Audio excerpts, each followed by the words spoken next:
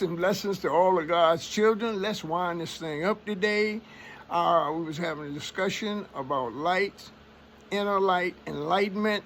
Then I came back and did another one on the pineal gland and the pituitary gland.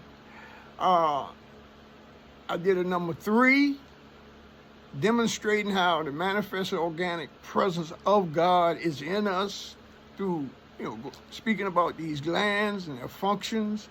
And today, I want to finish. Yesterday, I mentioned about Jacob in chapter 28 of Genesis and him having this dream with the stairway to heaven. Let me say something here. I'm speaking of universal laws here that make sense out of a lot of things in Scripture so you can better equip yourself. Because, see, the devil, satanic force, negative forces, they know this book too. And if you don't know what's going on, it's like the vampire movies when they pull out the cross and the vampire say, you don't believe in that. And he take the cross and do his thing. The point I'm trying to make is we always want to go as high as we can. The higher you go, the better you view down at what you're dealing with. Jacob in Genesis chapter 28, he had this dream, and what I want to read to you is verse 22, chapter 28 of Genesis. This is what he did after he had the dream.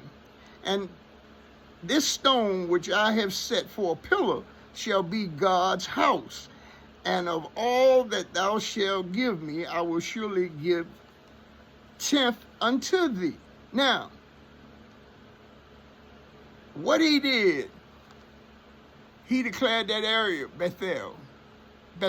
You see Bethel, that's what it is, Bethel. But we said Bethel in this language. He declared that God's house. Now, from that dream, he said, surely, and he got a little terrified. You go around God, now, it's some things gonna shake in you probably you don't know it's gonna shake. But he declared it God's house. So this happened within the context of a dream. I'm just saying, use good sense here, because see, Rasta's a reality. I speak to you as real. You make your own conclusions, draw your own conclusions. It's your life. I mean, you have a divine right to believe whatever you want to believe. But what I'm saying is, such as in Matthew, for instance, chapter 1. And I'm not trying to debunk anything. I'm trying to give you understanding how understanding. It says that the name was to be Emmanuel. The name Emmanuel means God is with us. With us. I mean, in a physical way, but with us. See, when you talk about God, you got to talk about the whole enchilada. Because there is nowhere God is not. David declares this in Psalm 139, verses 7 and 8. He said, look, where can I go from your presence? If I go up in the highest of heaven, you're there. If I go down the hottest part of hell, you're there. Listen, personal testimony.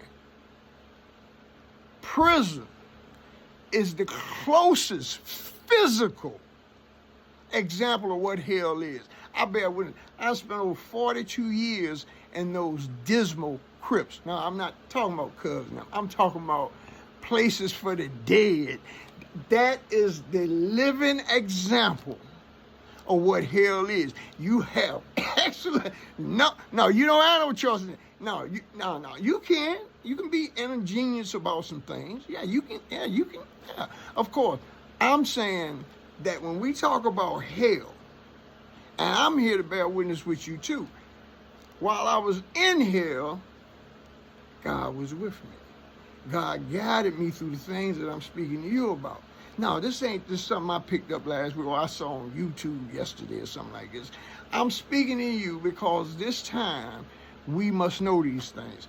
But moving from Matthew, because I'm going to cover this whole book. Not only am I going to cover this book, we're going to talk about the ancient Comedians, the Egyptians, and what have you. And because everything, let me tell you something. People has grabbed this knowledge and tailored it selfish interests, cultural interests, all types of interests. But see, here's what our responsibility is, to pick through it and see what fits us and our perception and our terminology and our missions and goals and purpose for being here. The valley of the dry bones. Ezekiel, the book of the prophets. It says, chapter 37. He said, prophecy to these bones. Dry bones are a sign, a symbol of the dead.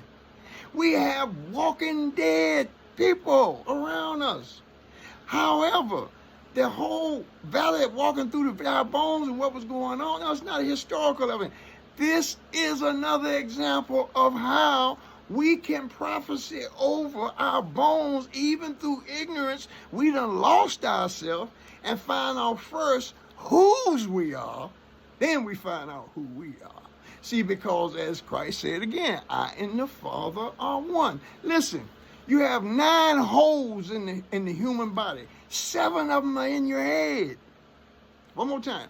9 holes. 2 below the waist, 7 above your neck. This is why in Scripture, Christ said it like this. He said, my sheep know the sound of my voice. You have to hear. Because, see, what we see with these right here, what did he say? Until thy eyes may sing. He's talking about you increasing your inner light. This is what these sciences are for. This is what's going on here.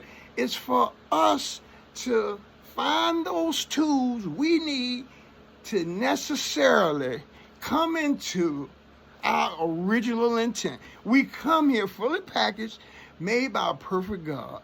Through our experiences, memories, feelings, and all this type, epigenetics. And it is. See, all this comes together in the knowledge of God. The knowledge of God is the knowledge of yourself. What better example could it be? So, I'm going to conclude this now, but this topic is going to come up in other different areas of my discussion, but this is why I'm here. I'm not on here to find a target group and nothing like, no. This is way above this. Even though I'm so many inches, I'm talking about the physical body, above sea level, I'm talking about a knowledge that's millions of miles above these devils. So,